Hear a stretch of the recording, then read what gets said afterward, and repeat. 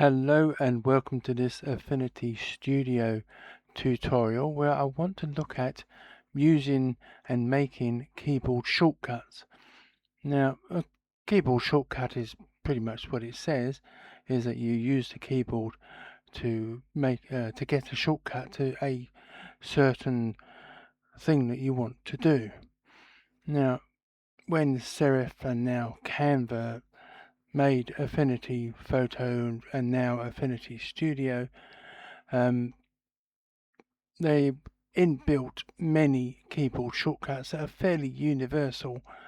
Say for example, I come to the edit menu, you got cut, and the shortcut is Control X, copy is Control C, and paste is Control V.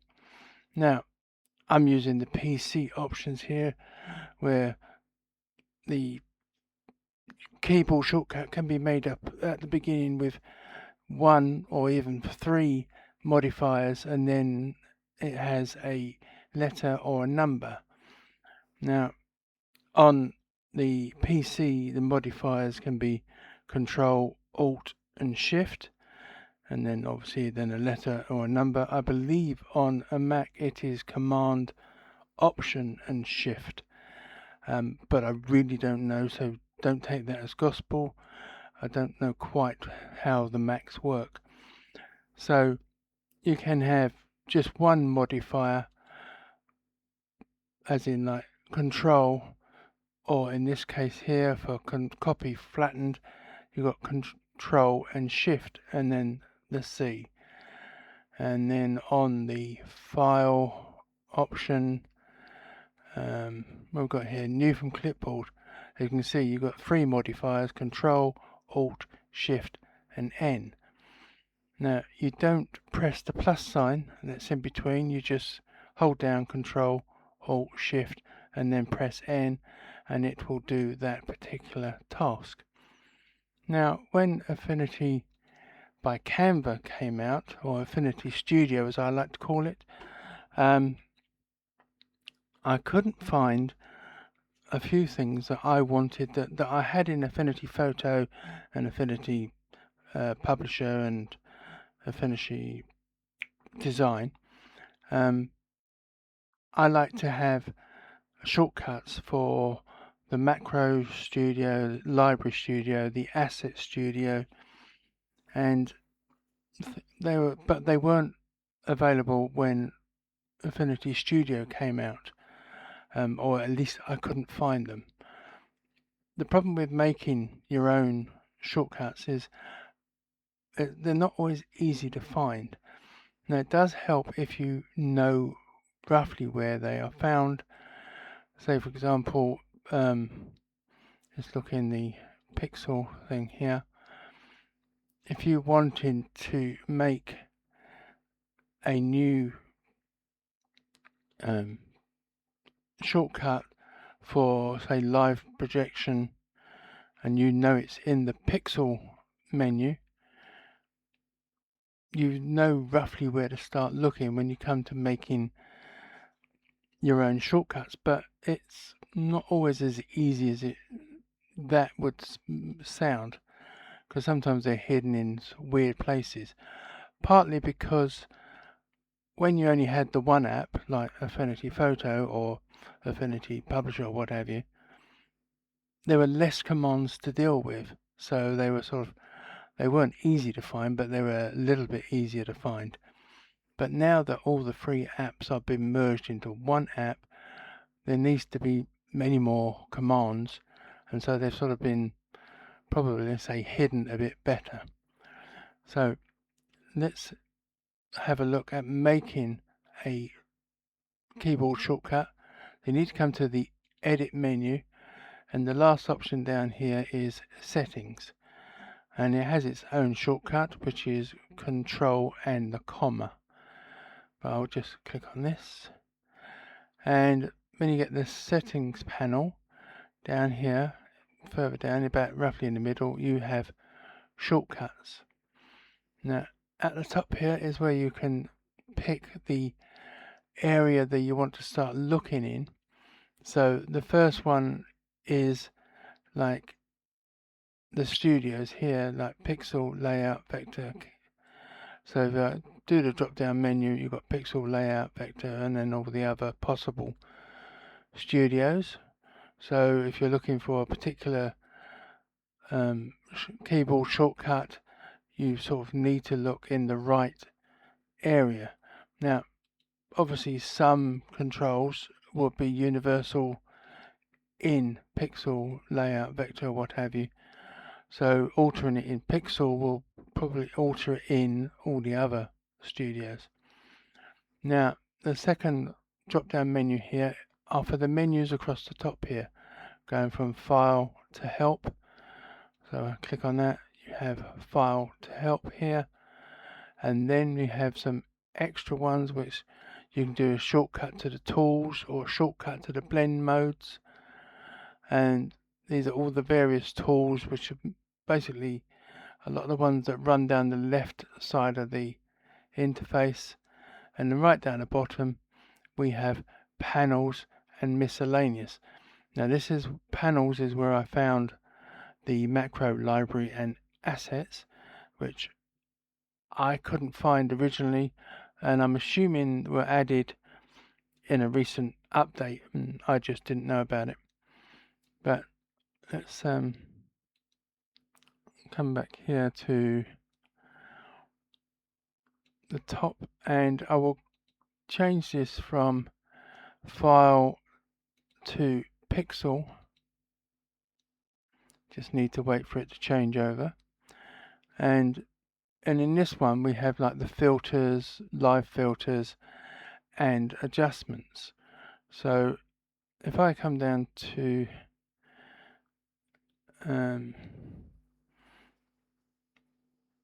the distort, so we've got filters, distort, we've got perspective, and I believe further down here there is live filters. Here we go, live filters. So you can do a keyboard shortcut for the perspective from the filters that you can find up here in the menus, or from the live filters, which again you can find up here in the menus but is invariably selected from this option in the layers menu. So if I find, here we go, new live filter, distort perspective. Now if you click in here you get the cursor flashing, so you can now start to press the keys that you want to make for this particular option. Now if you select something that's already been picked, so I'm going to use Control C because I know that is copy, so I'll put Control C. You get a little warning here that says that that is linked to copy, so I will delete that, and I'm going to use Shift P, and again that is linked to picture frame. So I'm going to try something else now. I'm going to use Control Shift. Oh, won't let me do that. Let me try Control Alt P. There you go. It will let me use Control Alt P for that particular option. So if I shut that down, make sure I've got the letter selected, and press Control Alt P, it has added the perspective option to this image, and I can alter its perspective if I want to. I'll just delete that and put it back where it was. So I will come back to settings, shortcuts, and I'm going to make one for the invert adjustment.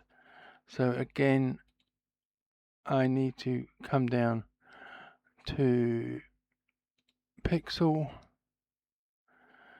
and then find adjustment. There we go, new adjustment layer, invert, and then see if I can use, let's try Control Alt I. It won't let me have that one because it's linked to document. So let's try Shift and I. Won't let me have that either. This is the trouble with this because there are so many options, and it's a case of finding one that they will let you have. So I'm going to try well, I don't know.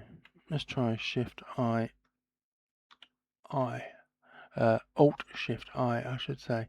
So it's going to let me have that one. So it's Alt Shift I.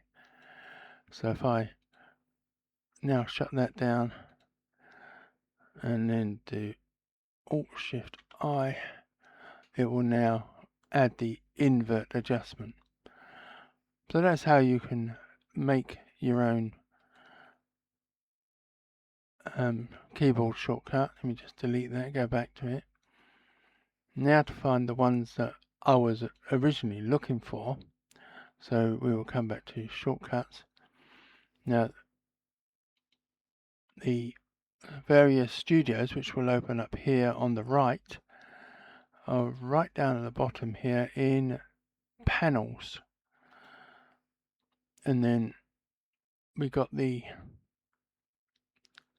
ones that I want. These, luckily, it's in alphabetical order. So library, I'm going to go Alt L. Macros, I'm going to make Alt M, and assets will be at the top here.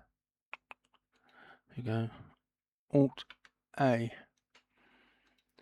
So I'll shut this down in a minute. What I do want to do is that you can save your settings. So in case you need to reinstall Affinity Studio, you can just reinstall all your settings. So you just click on save and it will open the navigation page, and then you can give it a name or whatever and save it, and then a future date you can load your settings.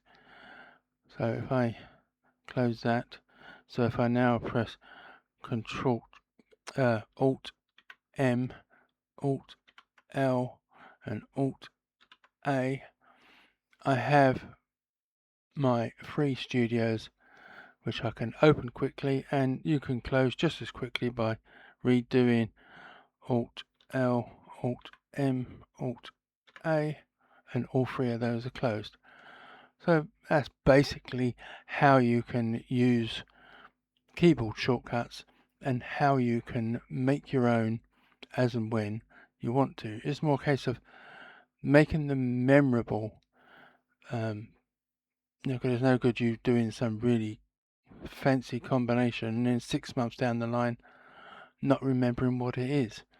So I know that from my usage of Affinity Photo, that I can open those three panels using just the Alt key and the letter that's linked with those particular studios. So you just need to make it memorable, and you only really need to make it on things that you use quite often. So that's pretty much it. Thank you for watching, and goodbye.